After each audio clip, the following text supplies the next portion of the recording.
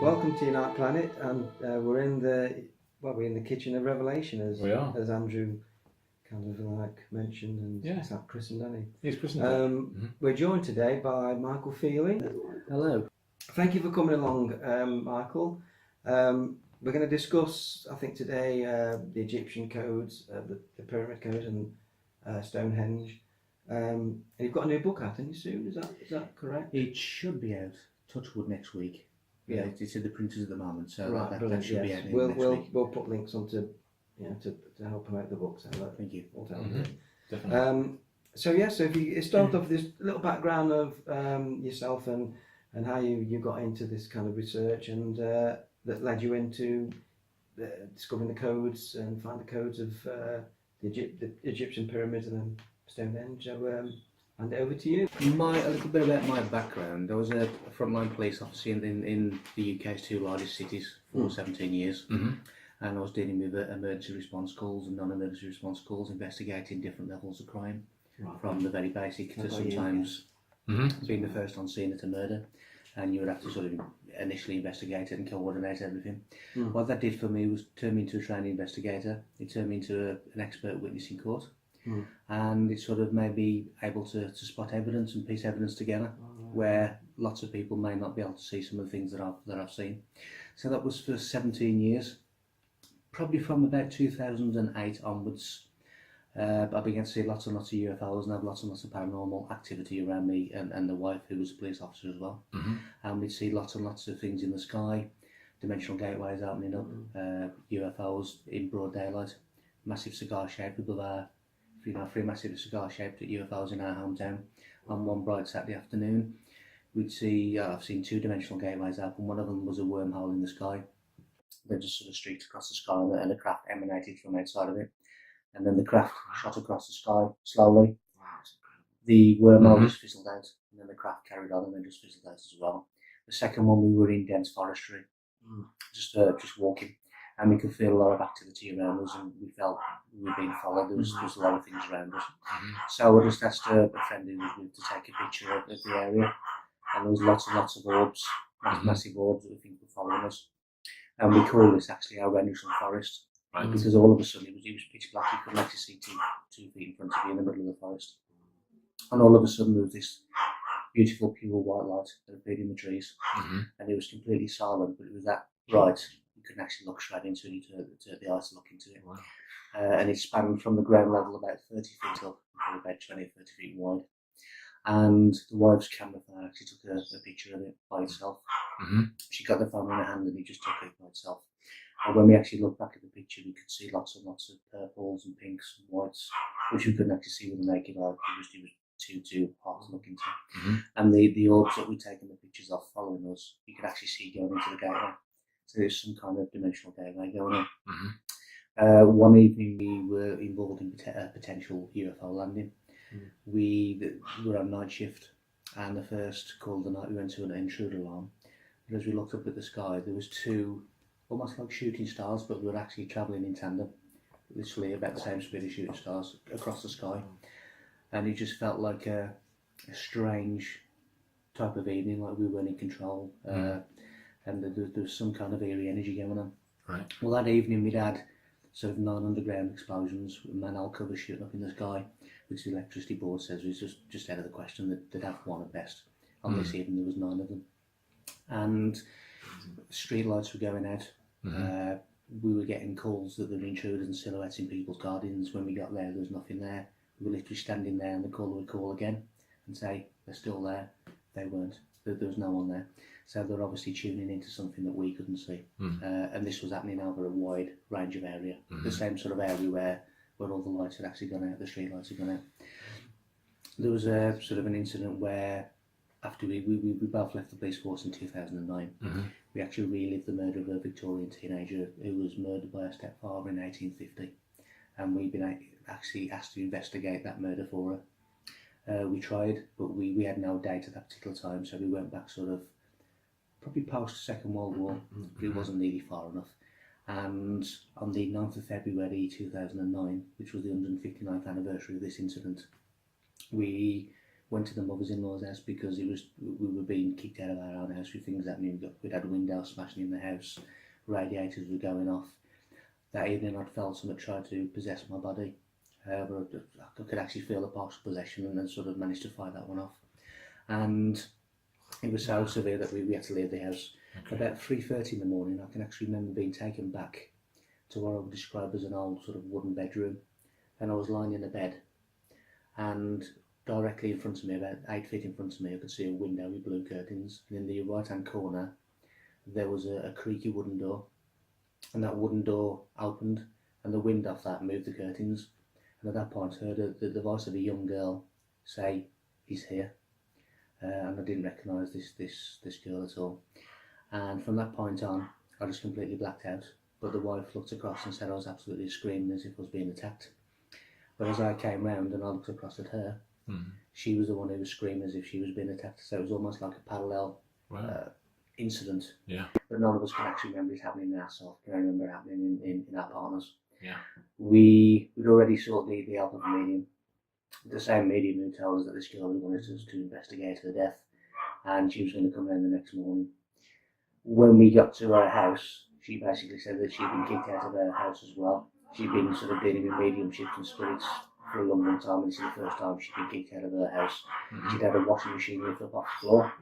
It wasn't even switched on. She put a coffee cup in the kitchen. She'd gone to retrieve it, and it's been moved to the living room windowsill. And something to put a silver spoon in there. So she was saying she was made to feel really, really uncomfortable about coming to help us. Through the help of this medium, we found that this young girl had been suffocated by her stepfather, abused and suffocated. She wasn't going to leave this realm because her death was covered up and she had unfinished business. She wasn't going to leave. What we didn't realise until that particular time is that we'd also got the stepfather with us as well.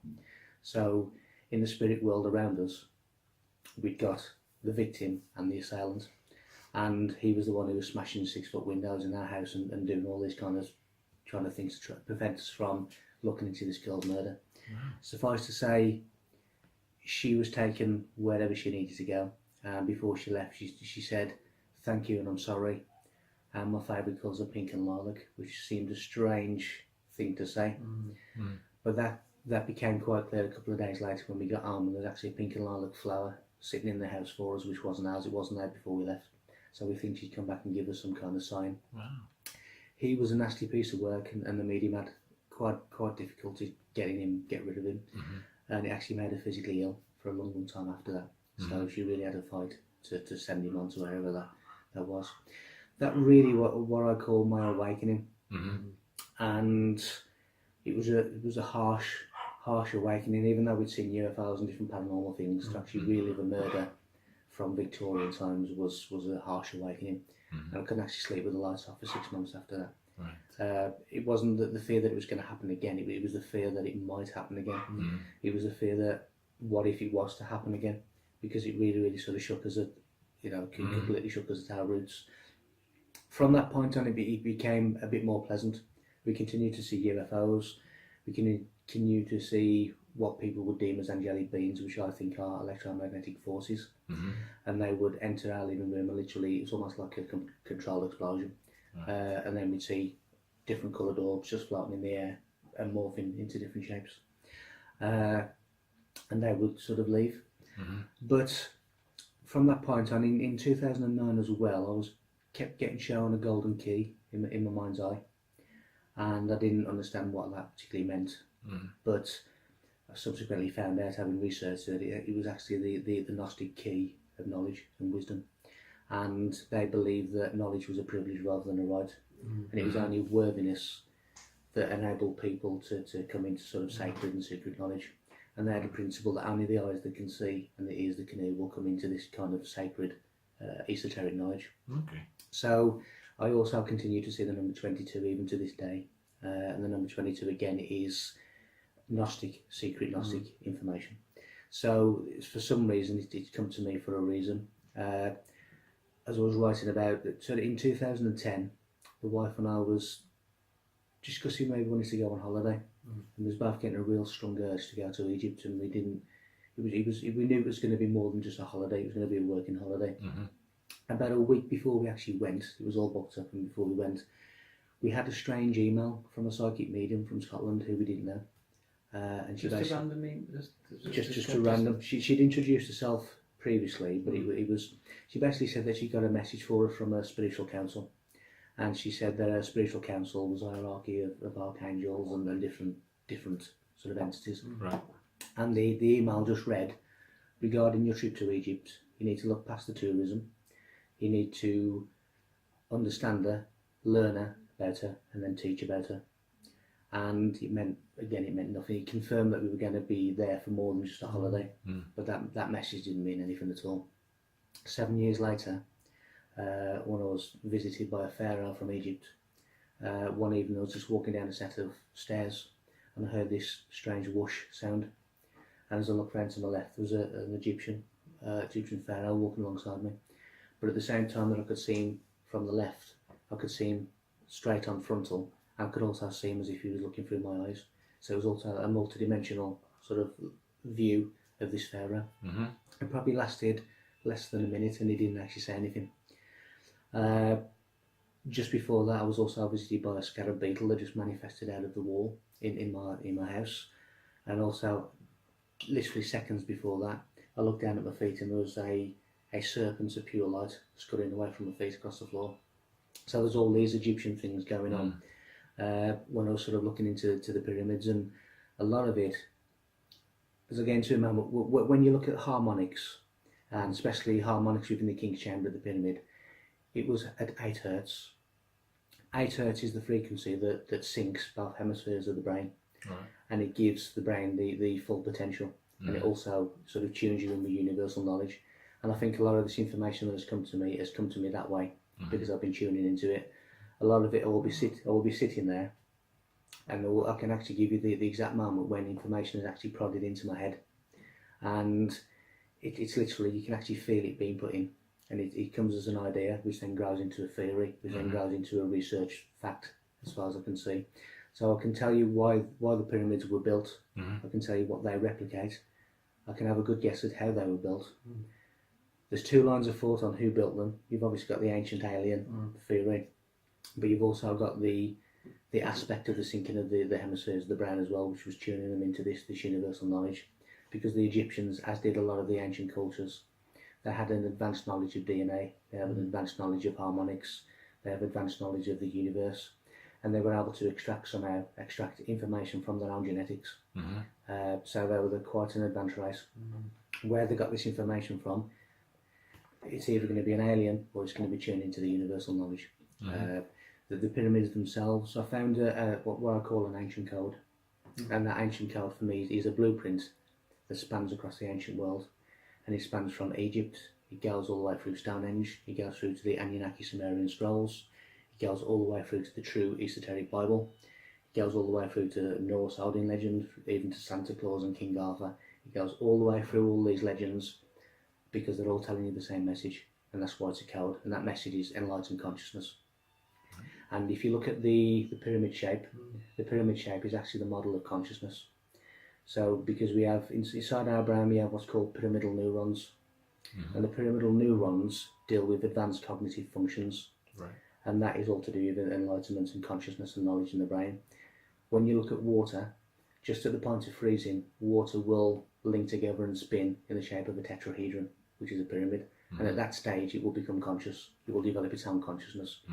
When you look at the platonic solids, and you look at the fire element, which is a tetrahedron pyramid shape, it's all to do with consciousness. Even quartz crystal is a tetrahedron. So it is basically the model of consciousness, and that's why the pyramids are pyramid shapes, and that's why they're all over the world. They're even on Sidonian City on Mars, and not many people realise that there's a mathematician called Carl Monk who has actually deciphered a sort of pyramid matrix, and what he's proven is that the longitude and latitude of the pyramids of Egypt tell you where Stonehenge is. Stonehenge tells you where the pyramids are. The face on Mars tells you how to find Stonehenge, and the pyramids tells you how to find the Sidonian City on Mars. So there's all this mathematical correlation. So there's either a Martian civilization that knew about the civilizations on Earth, or it's the same civilization that is travelling back and forth, because they are In a cosmic sat nav, they're telling you how to find, in the digits of the mathematics, they're telling you how to find each of these monuments. So if you were able to understand the longitude and latitude on the face of Mars, and you understand the mathematical digits and the coordinates, you can find exactly where Stonehenge is, and vice versa, and the pyramids. Right. So there's all this information that is hidden within the mathematics. There's also mathematics within these monuments as well. And a lot of people think that the mathematics within the monuments, like Fibonacci, like the golden ratio, like pi, are there because they are there for mathematical stake. They're not. They're there because they have conscious rays and frequencies. So pi vibrates at 528 hertz, which is the frequency of love, but it also it basically brings everything to full potential as well. It's known as the miracle tone. You've got Fibonacci, which vibrates at 432 hertz, which is known as the God frequency, and that balances the third dimension. So we have all the, and the golden ratio also vibrates at 432 hertz. You have the Star of David that's 432 hertz. At the Borobudur temple in Indonesia, where you got 432 statues of Buddha, that is because it's 432 hertz. So you have all of this mathematical coordinates across this ancient world that raises consciousness frequencies. That's why they're there. I say inside the King's Chamber you have the 8 hertz, which resonates with the brain. The alpha wave of the brain also resonates with the frequency of Earth, and it raises you to full potential. So within the King's Chamber as well, there's lots and lots of references to the number 5, which is the pentagram. Right. And the pentagram is number 5 is the number of realised man. So again, we're talking about enlightened consciousness. Within the pentagram, within the inner dimensions of the pentagram, that is 108 degrees. 118 hertz is the frequency of total knowing. So again, we're going back to the same enlightened consciousness, which is that code. When you look at the word Pharaoh, it means great mind. So again, we're going straight back to Golgotha, the place of skulls, where the Bible gives us a story of a physical man, a physical Jesus. The esoteric story of that physical Jesus is the genetics of the body, how it goes through the process of Kundalini awakening. And Kundalini, which is what I saw scurrying away from my feet, is a white liquid fire. And it's white because that is the colour of balance. And a liquid fire is more of a chemical composition. And the word chemical or chemistry comes from Chem, which is Egypt. So again, we're going back to alchemy and all this kind of science. So this Kundalini awakening, which is the serpent fire, goes up Jacob's ladder, and it activates what is known as the Christ seed.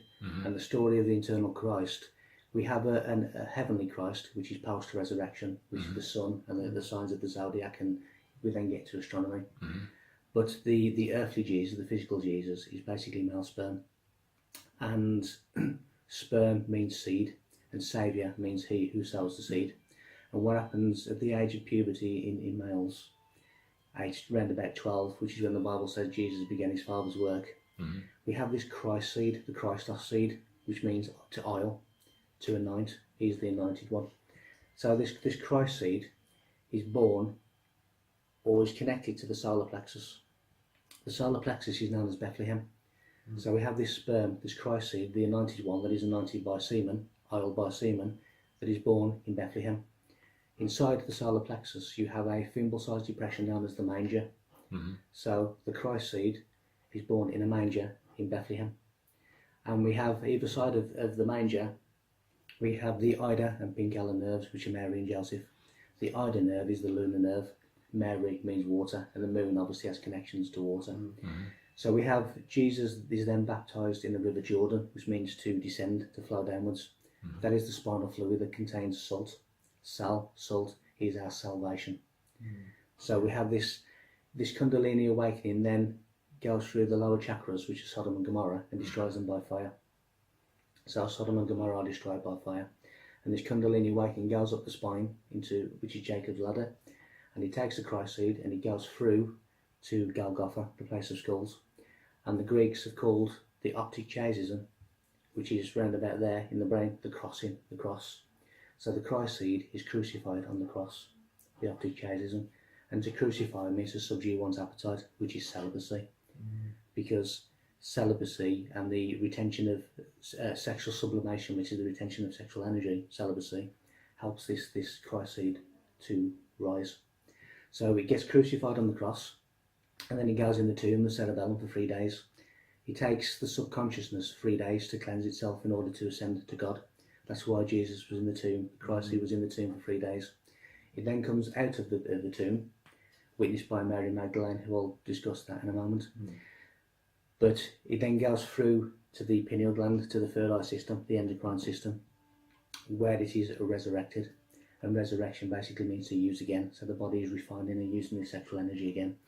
And it goes through to basically God consciousness, which is then post-resurrection. So all of this Christ is actually the inner workings of genetics. Mary Magdalene, who was the first to witness the resurrection, is the amygdala within the brain. The amygdala is situated by the cerebellum, which is the tomb.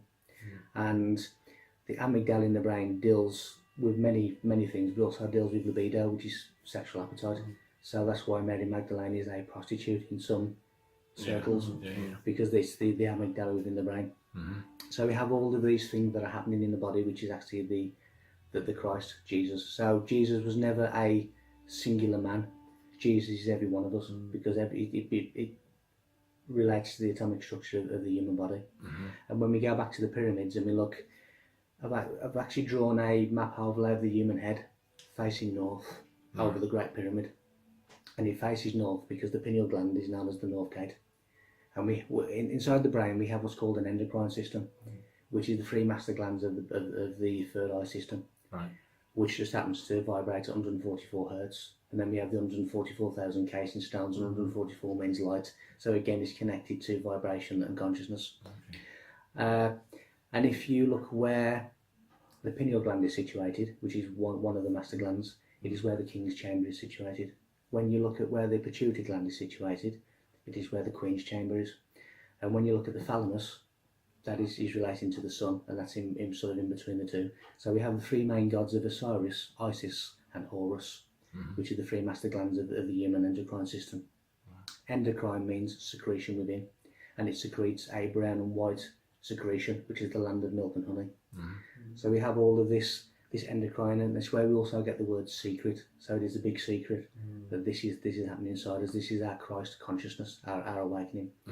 So the Egyptians knew this, and then they basically their Great Pyramid is a giant replica of this endocrine system of the human brain. So it is marking the spot of where all these master glands are. They also had a 4th member, they had a quadrant system of consciousness, and the 4th member is a cerebellum, which deals with equilibrium, deals with balance, because only through the balance of opposites will you reach this consciousness level. So they understood, and when you look at King Tutankhamun's cobra headdress, that is the cerebellum, and you can see the brain stem and the cerebellum, and that deals with equilibrium, which is the balance. And that's exactly what Tutankhamun's death mask and other Egyptian headdresses are representing, which is the cerebellum. So that is the quadrant system of their consciousness. When we look at the pyramid shafts, and we see that from the Queen's chamber, which is the pituitary gland, which is known as the star chamber of Isis, it faces up to Sirius A, which is associated with the goddess Isis. When we look at the chamber of Osiris, which points up towards Orion, Orion is associated with Osiris. That's why that's up there. When we look at the other side, it faces what is now known as Draco, but in Egyptian days it would have been known as the cobra or the serpent. And the cobra and the serpent, yes, it represents wisdom and knowledge, but it also represents the balance of opposites. And the cobra also represents escaping the physical realm, as a snake does when it sheds its skin. So we are escaping the physical realm, and they were basically doing this to get to the other worlds. So the whole of the pyramid is a replica of what's happening inside our consciousness. And their enhanced frequencies is getting them to that sort of enlightened state. So that really is what the pyramids were there for. And Nikola Tesla once said, if you only knew the significance of 3, 6 and 9, you would have a key to the universe. Yes, I've heard, You will notice that the Giza Plateau has 9 pyramids in sets of 3, 6 and 9. They're basically giving the harmonic key to the universe. and that is the model of consciousness, the Egyptian pyramids.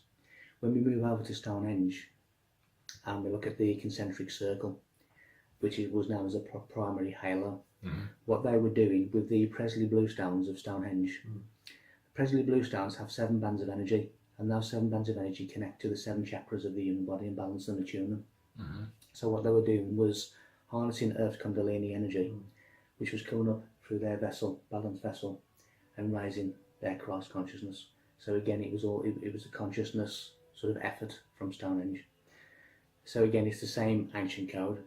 When we move over to the likes of the Sumerian Anunnaki scrolls, I agree in principle, as we said before the interview, that the human genetics have been tinkered with in some way, because for about 35,000 years ago, there was a massive advancement, which is too fast for Darwinism, too fast for evolution. So when I look at the Anunnaki scrolls and I see the gods of the Anunnaki and Anu, Enki, Enlil, planet Nibiru, to me, I see a genetic code. I agree with Zachariah Sitchin in principle that we've been tinkered with.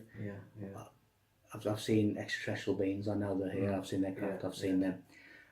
But when I look at the likes of Enlil, who's got wings and hold on to a pine cone, the cerebellum has 2 lateral wings, 2 hemispheres. It's known as the little brain, which is the Mini Cooper symbol as well, with a black circle in the middle. That is the cerebellum, and the black circle is the atom, which is the Egyptian equivalent of the bindi, which marks the pineal gland. And cerebellum is little brain, which is the mini. So that is that symbology. But when we look at it, we got the cerebellum, which is the 2 wings that you see the likes of Enki and Enlil having. They are serpent gods. The 2 lateral wings of the cerebellum are separated by what's known as the vermis, which means serpent. So you have the 2 wings separated by the serpent. They are holding on to pine cones. Pine cone is where we get the word pineal. Pineal gland, pine cone. So he's talking about consciousness again. When we look at the likes of planet Nibiru, planet X, the Egyptians, the Egyptian word for the planet Venus, which is the pentagram, which is the realised man, is Neb Heru, which means the house of Horus. So Neb Heru and Nibiru. Nibiru means wandering planet. The orbit of Venus noticeably wanders. It is known as the wandering planet. So you have Nibiru, the wandering planet, and Neb Heru, the wandering planet, which is planet Venus. Planet Venus has consciousness raising frequencies, hence why they mapped it over Stonehenge, and hence all of these astronomical significances. So that planet X to me is the planet Venus, Neb Heru. And when the Anunnaki say that they brought the moon with them when they came to Earth, for me scientifically that couldn't be possible, because they also said when they got here they found life. It's a scientific fact that the Earth and the moon have the same isotopes, which are chemical elements. They are also the same age. So whenever the Earth was created, the moon was created in the same area of sky.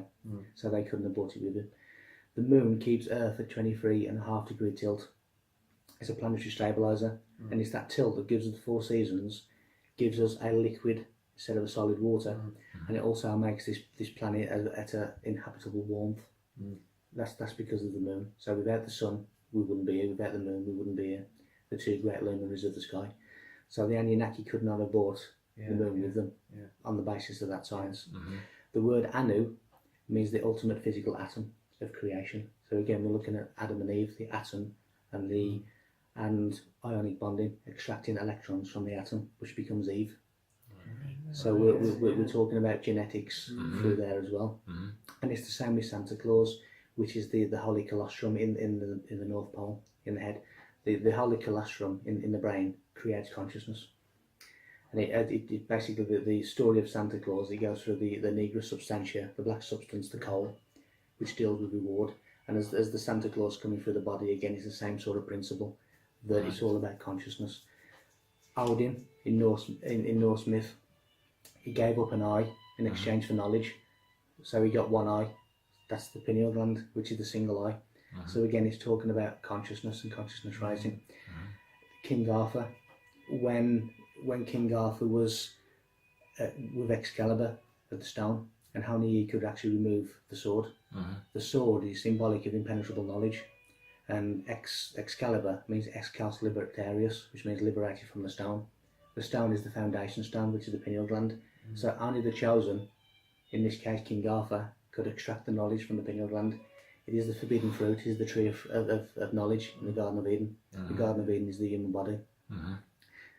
The forbidden fruit, to forbid, means to deny access to a place. So therefore, the establishment that are hiding all this information are denying us access to our rightful inheritance, which is this knowledge. So the whole of the ancients had connection with each other. The whole of this ancient culture had connections with a civilization on Mars. That is provable by mathematics. It's also provable that they had connection because of the message that all of these monuments, seemingly separately, are given the same clue. They're given the same answer. They're given the same, enlightened consciousness. So they must have had connections, or they must have had access to the same knowledge.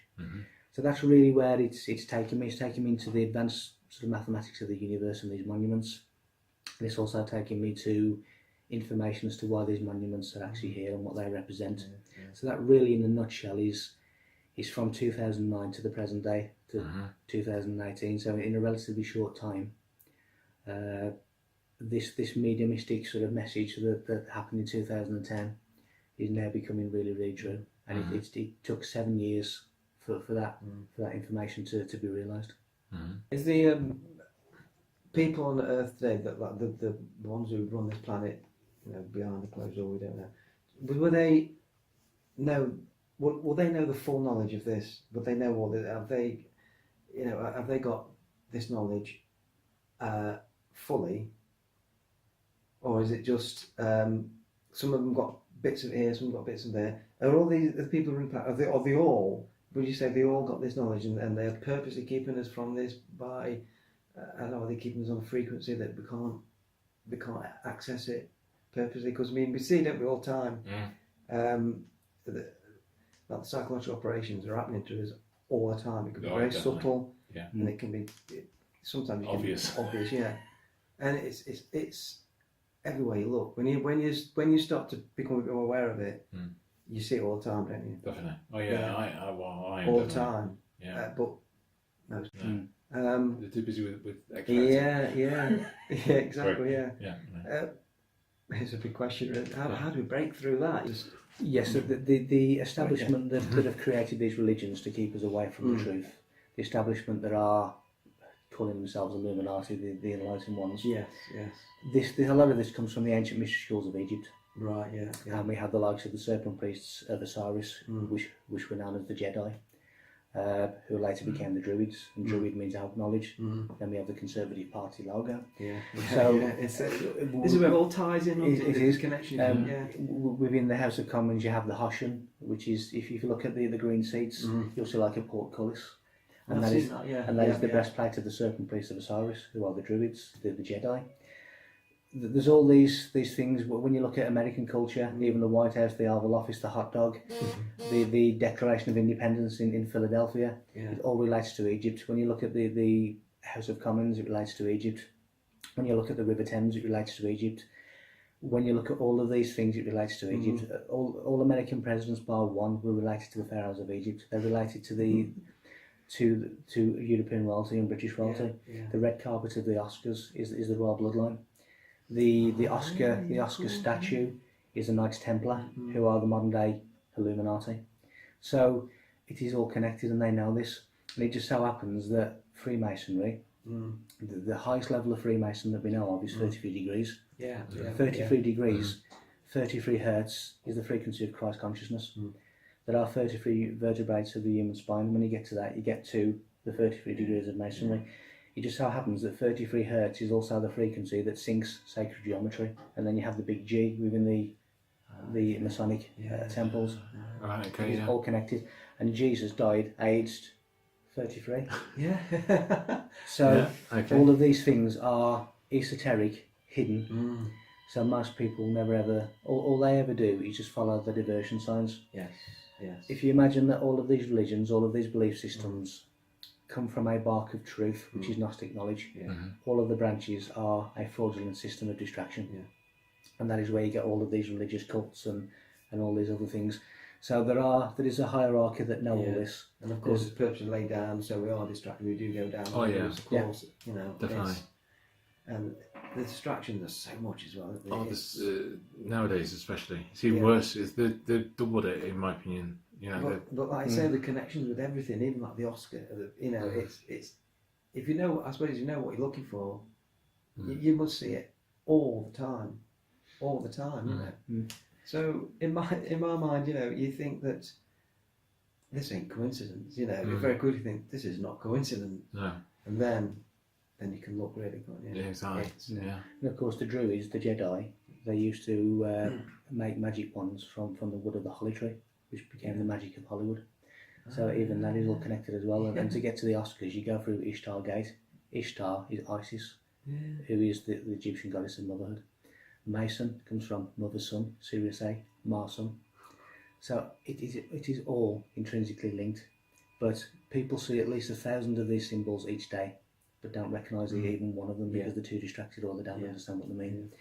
When I see a church, stained glass windows, architecture, when I see company and band logos, it speaks a different language to me. I can decipher. It's almost like I've seen the Lichfield Cathedral. You marked it to that video, yeah.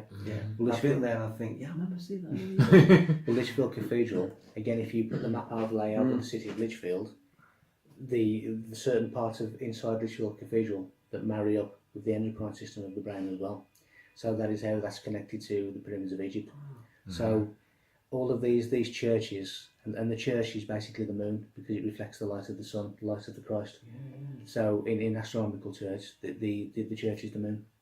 So it is all, there's this advanced knowledge, this underlying theme of all these ancient cultures, and all of them are telling us the exact same message, which is our potential to raise ourselves beyond the third dimension. So what we need to do first of all is understand that there is a system, there is an agenda against us through the changes of the frequency of music, through all of this clusters of positive ions in chemtrails, to what's been happening in the water, what's happening in the food, because each of the food also has a resonant frequency, and certain resonant frequencies are compatible with universal harmony and with the body, and the food-like substances that we're eating now have no beneficial frequencies whatsoever. They're actually keeping our frequencies down, because they're keeping us at this low vibrational ebb.